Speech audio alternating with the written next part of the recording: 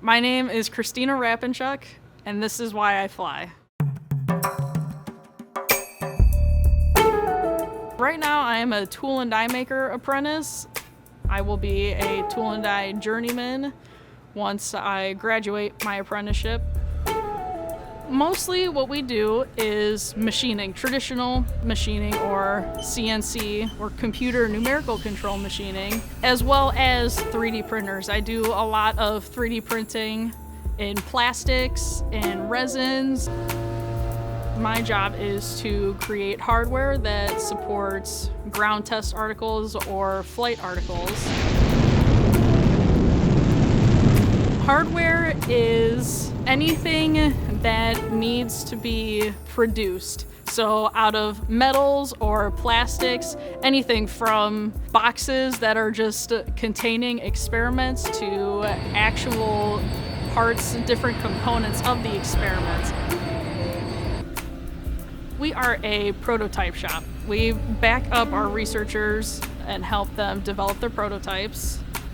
I've never made the same thing twice. I've never made more than maybe a dozen of the same part. It really challenges my thinking a lot. I have to think outside the box quite a bit.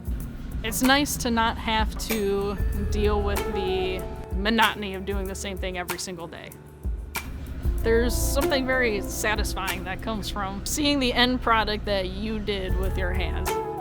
I have some 3D printers at home that I just use. I just recently printed a jet engine that actually does function, thankfully.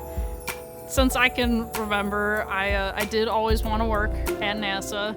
I took a lot of engineering classes in high school, a lot of drafting classes. I was fortunate enough to end up at the Medina County Career Center, where I worked with a mentor who was actually based out of NASA Glenn Research Center here in Cleveland, Ohio. Some of us in my class worked with her through the summer to create flight hardware for the International Space Station. I've always been interested in space and flight.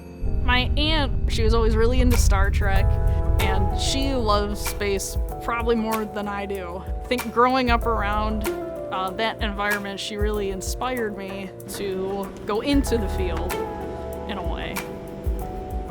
My favorite Star Trek character is Scotty because his personality is awesome. He's a super fun, cool, sarcastic character. He's a genius. He can probably fix anything, and he's always there to beam me up.